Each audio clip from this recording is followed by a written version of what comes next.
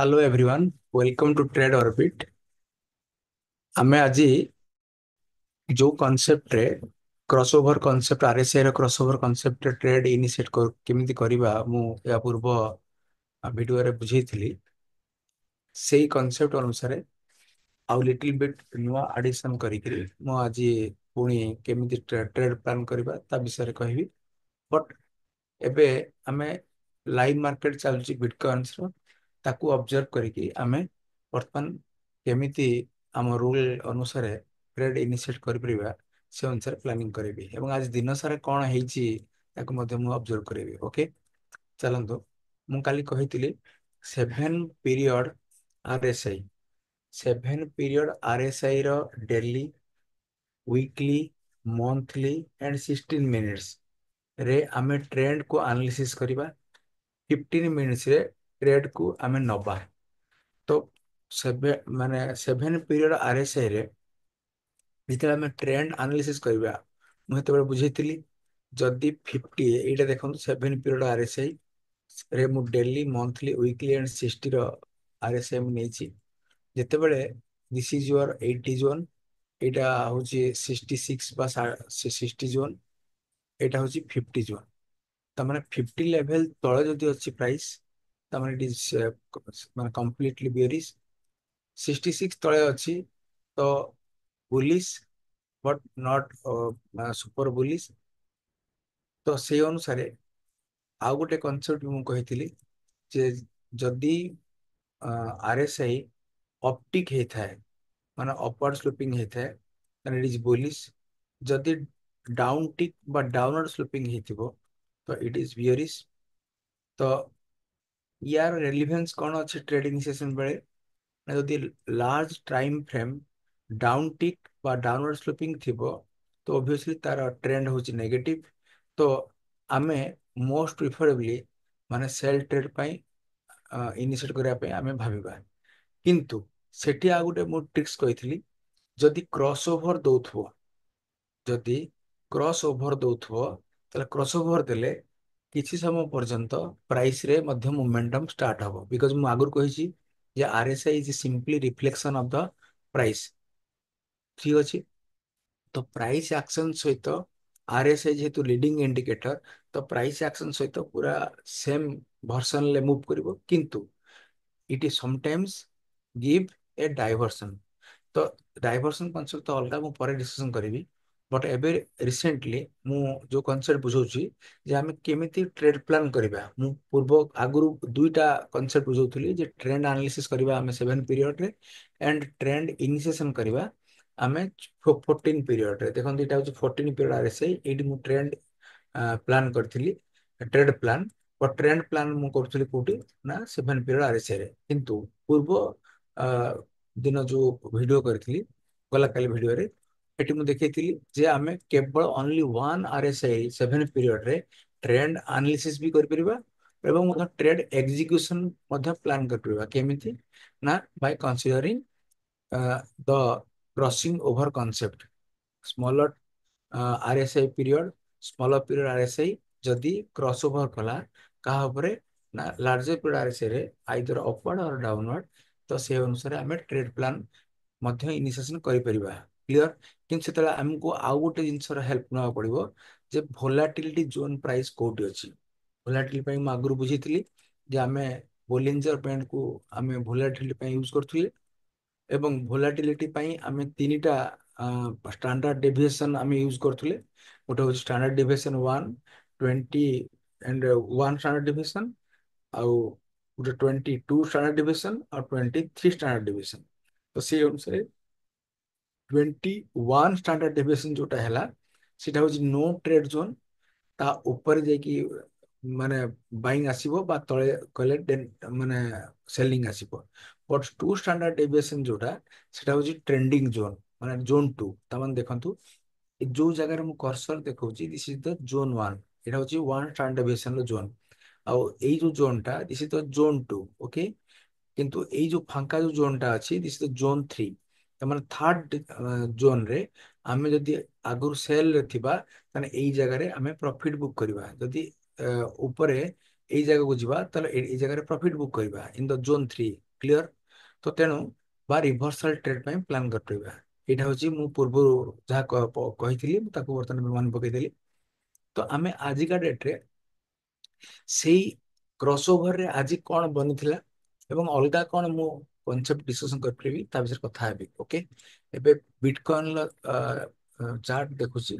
ଆଜି ଦେଖନ୍ତୁ ବିଟକଏନରେ ପ୍ରଥମେ ଆଗ ଦେଖନ୍ତୁ ଟ୍ରେଣ୍ଡ ଆନାଲିସିସ୍। ଯଦି ଆମେ ଟ୍ରେଣ୍ଡ ଆନାଲିସିସ୍ କଥା ବୁଝିବା, ଦେଖନ୍ତୁ ଦିସ୍ ଇଜ ୟୋର 50 ଜୋନ୍ 50 ଉପରେ, ଏଇଟା ହଉଛି ତମର କଣ ଡେଲି ଡେଲି ଟାଇମ ଫ୍ରେମ। ତ 7 ପିରିୟड RSI in the daily time frame. ତାମାନେ ଏଇ ଯୋଉ RSI ଟା ଇଟ୍ ଇଜ ଅପଟିକ या डाउन टिक। प्रथम हूँ it is a optic. Optic मतलब अपवर्ड स्लोपिंग। जदि अपवर्ड स्लोपिंग एक सेकेंड एटा 50 ऊपर अच्छी ना 50 तले अच्छी 50 ऊपर अच्छी, तामाने it is in the bullish zone, not super bullish किंतु बुलिश जोन रे अच्छी। तो तामाने एई जगह रे आमे बाइंग पाई प्लान करि परिबा। किंतु केतेबेले मोस्ट प्रिफरेबली अधिक सियोरिटी आमे करपिबा। ମୁଁ କହିଥିଲି ଯେତେବେଳେ କ୍ରସ ଓଭର ଦବ ସେଠି ଆଉ ମତେ 14 ପିରିୟଡ RSI ଦେଖିବା ଆବଶ୍ୟକ ନାହିଁ। ଏଇଠି ମଧ୍ୟ ମୁଁ ଟ୍ରେଡ ପ୍ଲାନ୍ କରିପାରିବି।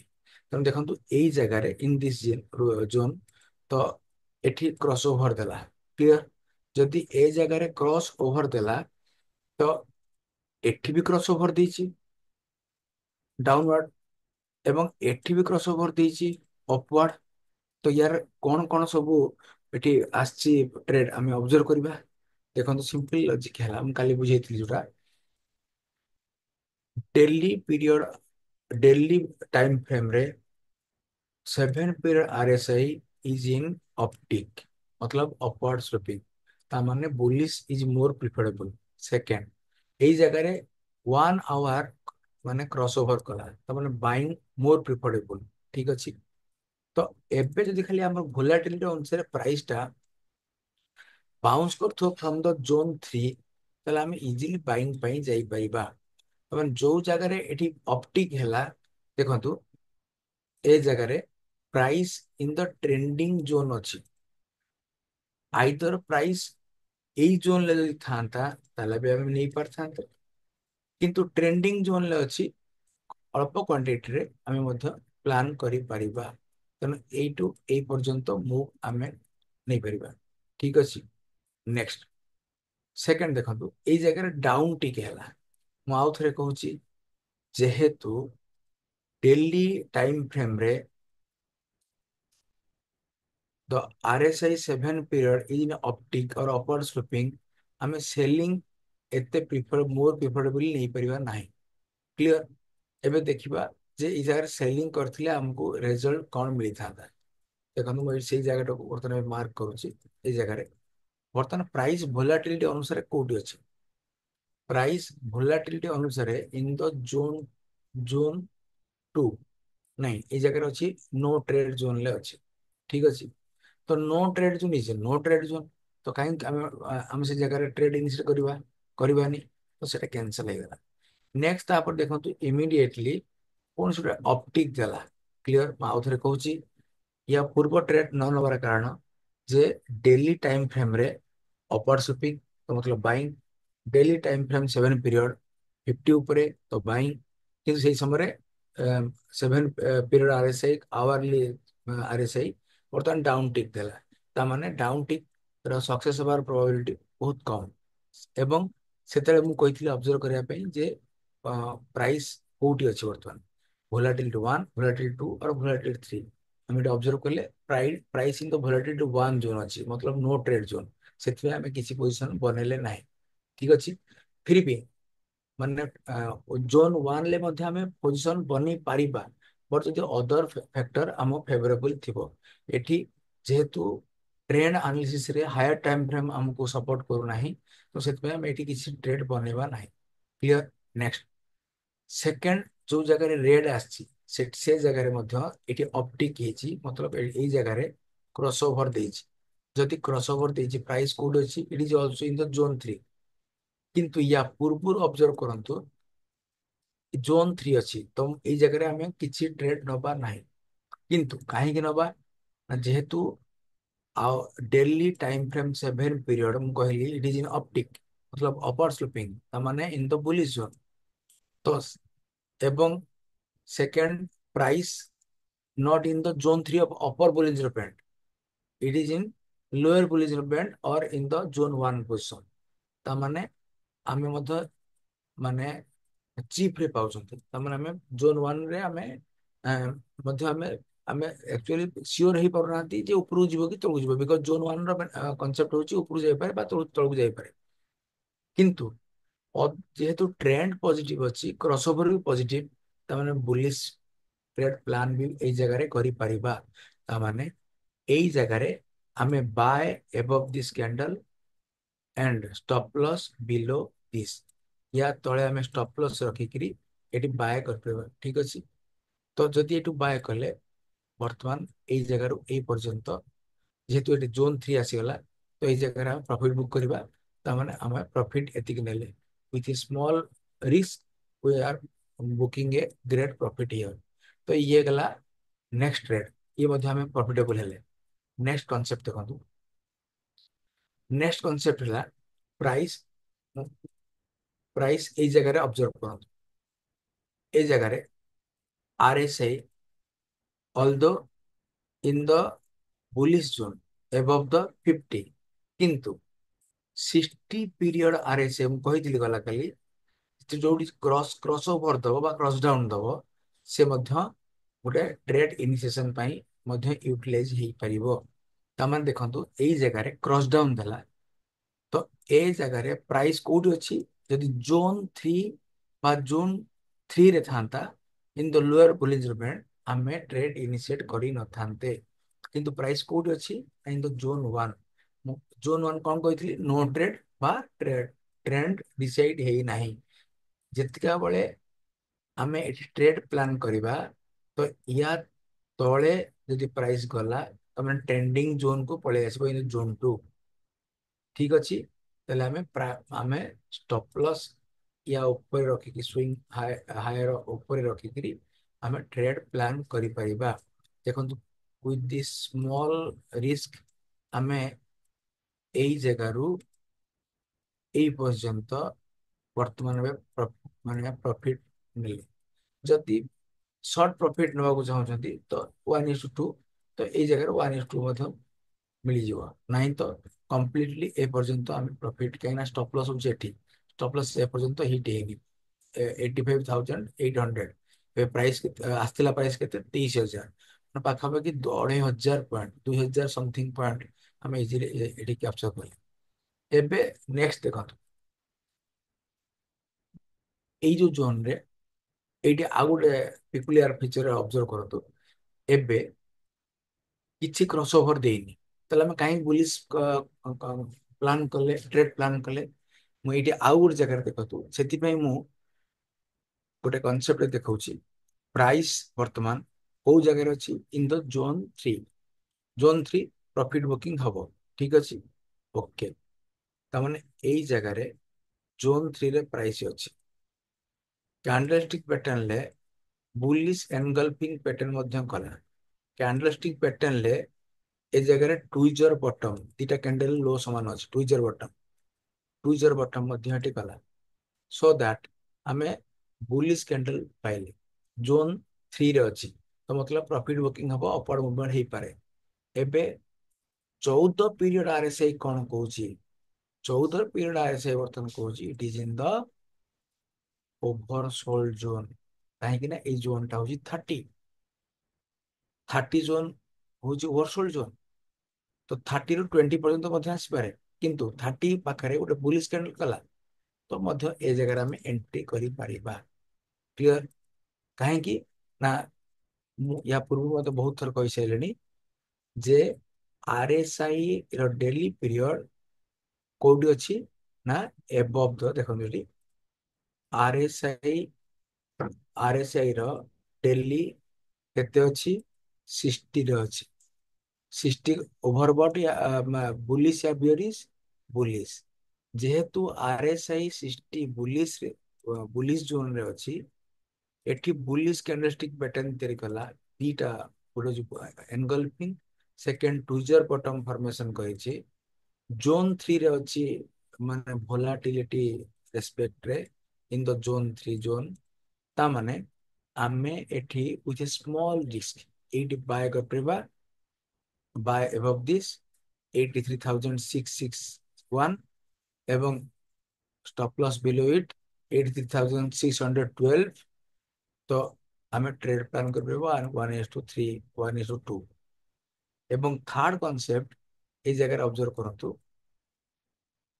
14 पीरियड आरएसआई रे गोटे inverse head and shoulder pattern करूछ आरएसआई रे हम मध्य पैटर्न को ऑब्जर्व करथि नेक्स्ट वीडियो रे मु देखेबी कोटे M pattern double pattern in the RSI ताकू देखि मध्य हम ट्रेड इनिशियल स्कीम करबा नेक्स्ट वीडियो रे मु देखेबी बट एट देखन दीटा जिंस ए जेते सब टॉप अछि ए सब टॉप जज जॉइन करबा आरएसआई रे ए जगह रे ट्रेंड लाइन ब्रेकआउट होछि ता माने according to the trend line concept हमें एई जगह रे एंट्री करि परिबा ठीक अछि ए जगह रे एंट्री करबा नाही ए जगह रे एंट्री करबा ट्रेंड लाइन कॉन्सेप्ट रे क्लियर नेक्स्ट एई जगह रे देखंतु ये गोटे सोल्जर माने माने हेड एंड शोल्डर पैटर्न ये गोटे शोल्डर एटा हो जोटे हेड मु देखे दोछि clearly this is one shoulder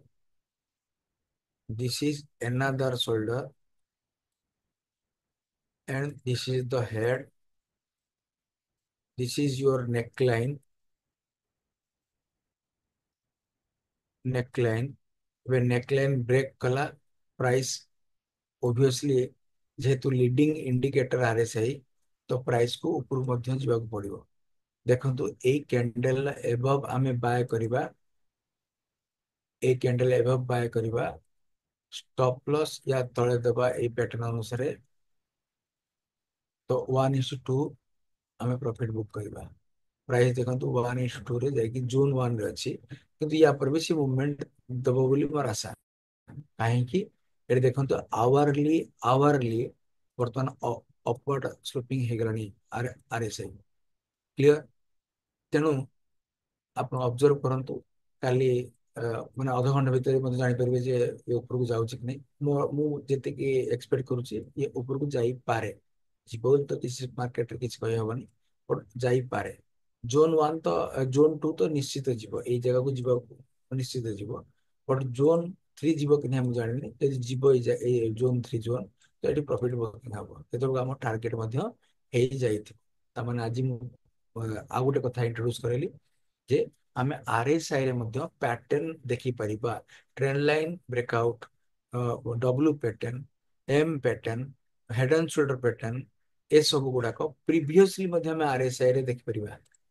जदियो देखंतु ए जगह रे वर्तमान प्राइस रे डबल पैटर्न करिछि प्राइस डबल डबल पैटर्न कला किंतु माने आरएसआई रे ता पूर्व हेड एंड शोल्डर पैटर्न करिछि तो हेडलाइन शोल्डर जो ए जगह रे एंट्री डबल पैटर्न जो ए जगह रे एंट्री प्राइस से जगह रे बतन कंसोलिडेट करूछि क्लियर हो पुणी एबे प्रश्न जे को जगह रे आरएसआई रे को जोन रे आरएसआई रे पैटर्न करथिले अधिक सक्सेस होबार चांस अछि मु कहली जदि आरएसआई ओवरसोल्ड जोन को टच करिछि ताले पैटर्न सक्सेस होबार चांस अधिक ता प्रोबेबिलिटी बढ़ी तो एई वे रे आमे मध्य ट्रेड प्लान करि परिबा मु आज देखैली 15 मिनट टाइम फ्रेम रे माने 13 तारिख बिटकॉइंस रे जेते जगह रे वर्तमान ट्रेड आसी कौन सी ट्रेड फेल हेनी बा स्टॉप लॉस हिट हेनी मिनिमम तो 1:1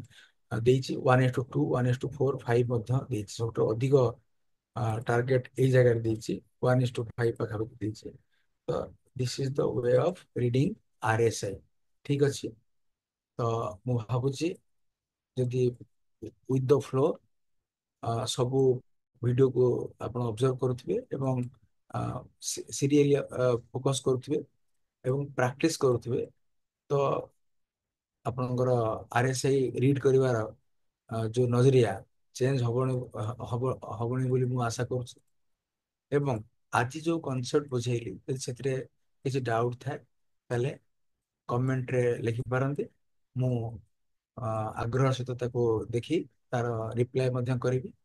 ପୁଣି ଆମେ ଗୋଟେ ନୂଆ କନସେପ୍ଟରେ ନେକ୍ସଟ ଭିଡିଓରେ ଆସିବି।